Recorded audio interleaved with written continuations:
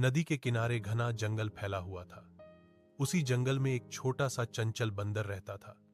उसका नाम मोंटी था। मोंटी बहुत नटखट और जिज्ञासु था। उसे नदी के पास खेलना बहुत अच्छा लगता था। रोज सुबह वह पेड़ों से छलांग लगाता हुआ नदी के किनारे आ जाता और पानी में अपनी परछाई देखकर खुश होता। नदी के किनारे कई जानवर आते थे। हिरन पानी पीते, पक्षी चहचहाते और मछलियां उछलती रहती। मोंटी सबको ध्यान से देखता और उनसे दोस्ती करता। एक दिन उसने देखा कि नदी का पानी बहुत तेज बह रहा है। उसे उत्सुकता हुई कि नदी के उस पार क्या है। उसने सोचा, मैं तो बंदर हूं, आसानी से पार कर लूंगा।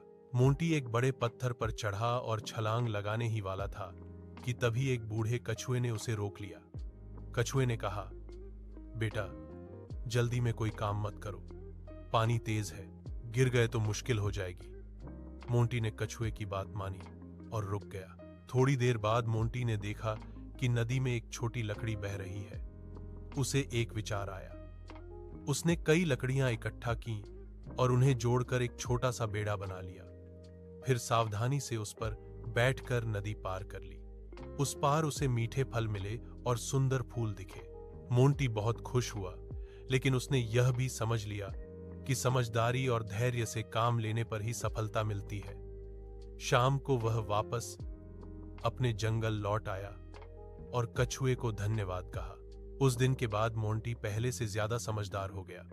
वह अब केवल शरारती नहीं, बल्कि सोच समझकर काम करने वाला बंदर बन गया। जंगल के सभी जानवर उसे पसंद करने लगे और मोंटी खुशी खुशी नदी के किनारे अपना जीवन बिताने लगा।